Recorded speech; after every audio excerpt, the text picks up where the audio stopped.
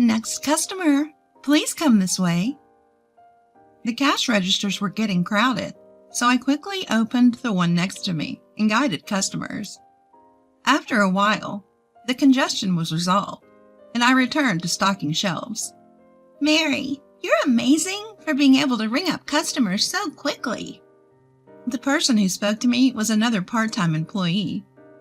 In this supermarket, there are high school students and many people of the same age group as me, so I enjoy working here. My name is Mary. I'm a 45-year-old part-time housewife. I've been working at this part-time supermarket for about 10 years.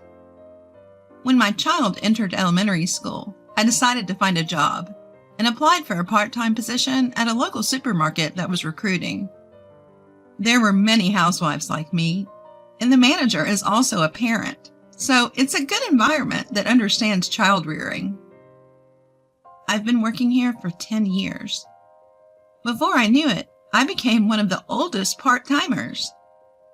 There are more familiar faces among the customers, and many people greet me, and I get along well with other part-timers and part-time high school students. However, I never expected that something like this would happen. One day, we were told that our manager, who we all appreciated, was being transferred, and we were all disappointed. But the manager was transferred to the headquarters, which seemed like a promotion route. He was competent, so it was inevitable. Although it was a shame, we all congratulated him on his promotion and sent him off. The next manager was from the headquarters and did not know much about the field. No one mentioned it, but being a manager from the headquarters seemed like a demotion. He was nagging and incompetent, and the atmosphere in the store deteriorated. According to other part-timers, the president's wife seems to favor young, handsome managers. The manager probably thought that he could benefit from being liked by the president's wife. I often saw him talking to her. The new manager's reputation was bad, but the president's wife was the worst. She complained about every part-timer. However, she talked to male employees and high school boys working part-time with a sweet voice. Although we part-timers were dissatisfied, no one dared to complain to the president's wife. Eventually, some part-time housewives and student part-timers started quitting. Just as I started considering looking for another part-time job, I became the target of the president's wife. You've been working at the store for a long time, right? How about your child? Already a college student? Which college? I was surprised to be asked such a question suddenly. Yes, I've been working here since the previous manager. I didn't want to talk about my child, so I tried to dodge the question. Then the president's wife said this. You look incompetent. You probably didn't even go to a decent college, did you? That remark hit me in the heart. But just then, the register area got crowded, so I nodded to the president's wife and quickly got in line. Actually, I only graduated from middle school. I was bullied in high school. Tried my best to hang in there, but eventually couldn't go anymore and quit during the summer of my third year. Since then, I'd been living as a part-timer, met my husband at a part-time job, got married, and lived in a world completely unrelated to educational background. But the president's wife seems to be the complete opposite of me. She brags about being a graduate of a prestigious university, even when nobody is listening. But for some reason, she stubbornly refuses to mention the name of the university. I thought it was strange, but since I wasn't particularly interested, I always let it slide. The president's wife probably had a preconception that housewives working part-time at a supermarket don't have high educational backgrounds. In fact, I once heard her talking about it with the store manager. Does she want to look down on us? Other part-timers also said they were asked about their education by the president's wife. The next day, as I was working, as usual, the president's wife came to the store again for some reason. "Excuse me." I looked up when the president's wife addressed me. She looked down on me and laughed, as if something was funny. Somehow, controlling my irritated emotions, the president's wife opened her mouth. "You're a middle school graduate, aren't you? I didn't think you went to college, but I never thought you were just a middle school graduate. It's amazing that you can work with that kind of educational background." I wondered where she heard that from, and remembered that yesterday the store manager was checking part-timers' resumes in the office. I thought the manager should know about the employees, but I guess that information went to the president's wife. Knowing that I was a middle school graduate, the president's wife told other employees about it for some reason. Frankly, it was annoying. I had no intention of faking my education, but I couldn't understand the nerve of someone who would go around saying that I was a middle school graduate. My part-time colleagues didn't seem to care and acted as usual, but since then, the president's wife would always bring up that I was a middle school graduate. "Maybe you wouldn't understand since you're a middle school graduate. Since you're a middle school graduate, at least do some cleaning." That was the president's wife's catchphrase. I don't have to work here to be told things like that. That's what I started to think. A few days later, the president's wife appeared at the store again. Just seeing her made me irritated. As I sighed and tried to walk past her, she was smirking at the cardboard box storage area. It was a place where we didn't go because the supplier would come to pick up the boxes. But for some reason, the president's wife seemed to be trying to make me clean it up on purpose. She said, "People like you should be covered in garbage. You bottom-dwelling middle school graduates are just salary thieves." This was the back room, away from the customer's eyes. I had always been able to bear it because I was usually approached in the sales area, but that day, I couldn't hold back my pent-up anger. "Excuse me, but I think I'm working for the salary I'm getting. I'm working properly, and education doesn't matter, right?" The president's wife looked a little surprised, perhaps not expecting to be talked back to. "Why don't you be a little helpful to the store if you're here? We never know what you're doing here. Are you just here to look down on us? You must have a lot of free time." I continued without caring about the other employees passing by and entering my field of vision. The president's wife glared at me. "Huh, I'm like a lowlife like you. I'm busy. I'm taking time out of my busy schedule to come to this store." "Is that so? Then what are you doing at the store?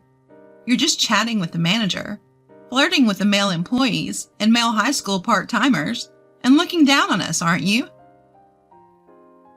As I calmly stated this, the president's wife's face turned bright red with anger. "Just by being here, I make the store more lively, don't I? You should be more grateful." I couldn't help but laugh at her words. Do you really think that? None of us employees or customers think that way. It's interesting how there are people who have educational backgrounds but are useless in the field. I vented all the resentment I had been harboring from being looked down on. The president's wife must not have expected to be told such things. She could only come up with cliched retorts. "Do you think you can work here after talking to me like that?" So I responded without hesitation. "Then I'll quit." The president's wife laughed at me mockingly.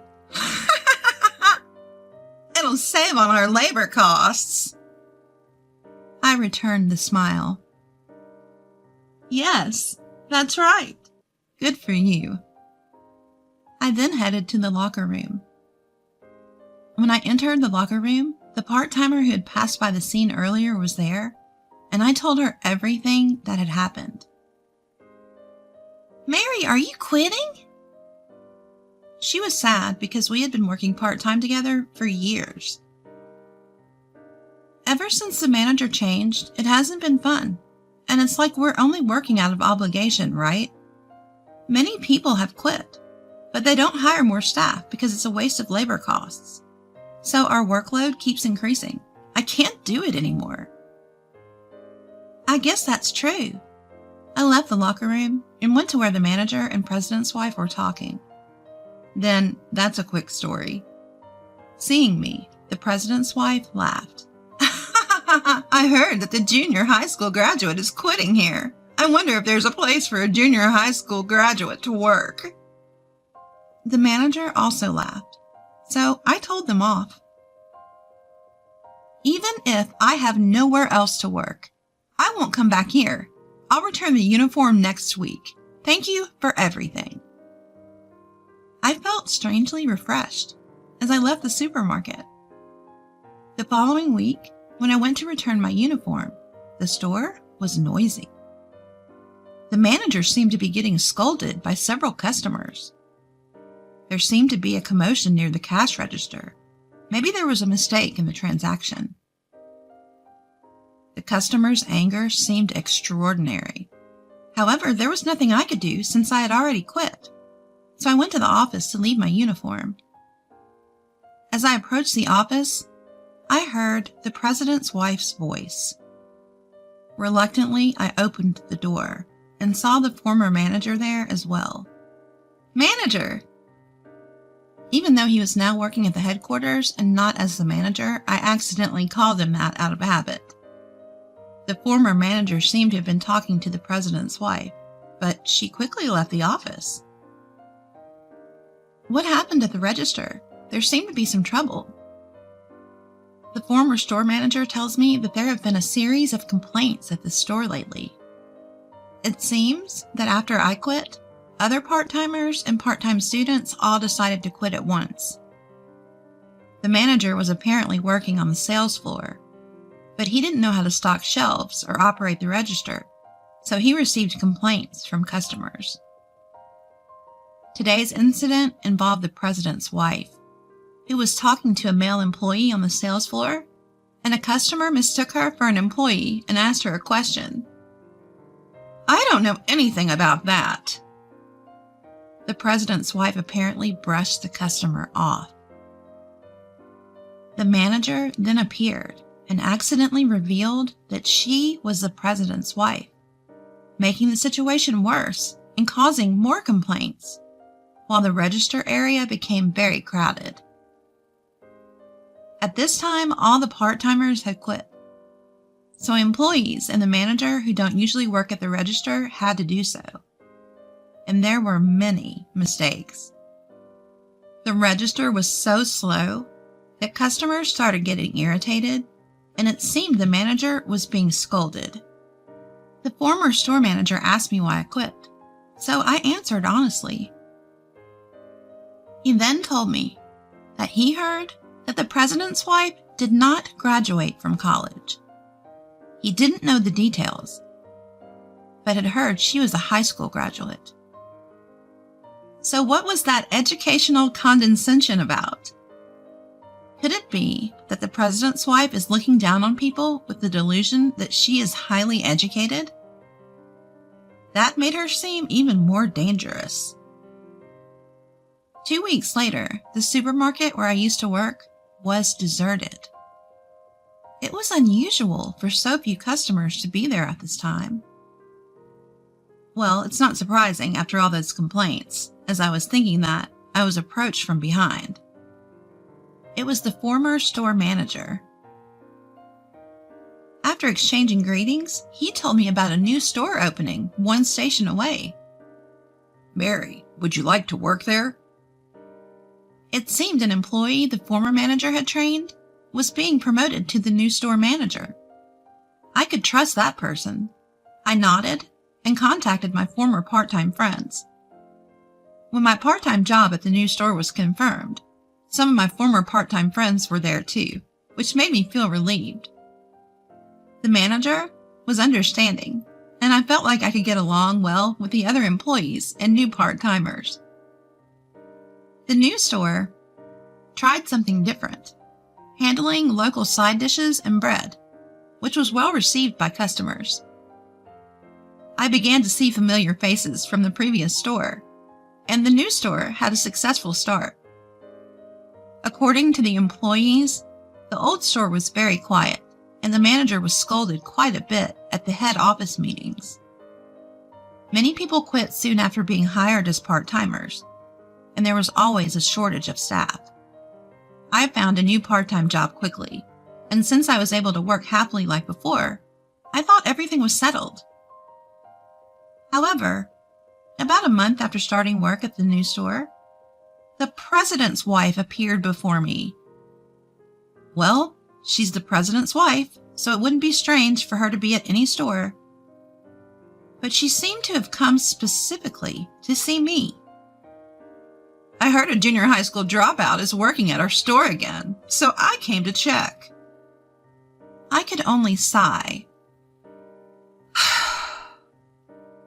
What's wrong? I'm not doing anything bad. Do you realize that because of you, the other store is in big trouble now? Why is it my fault?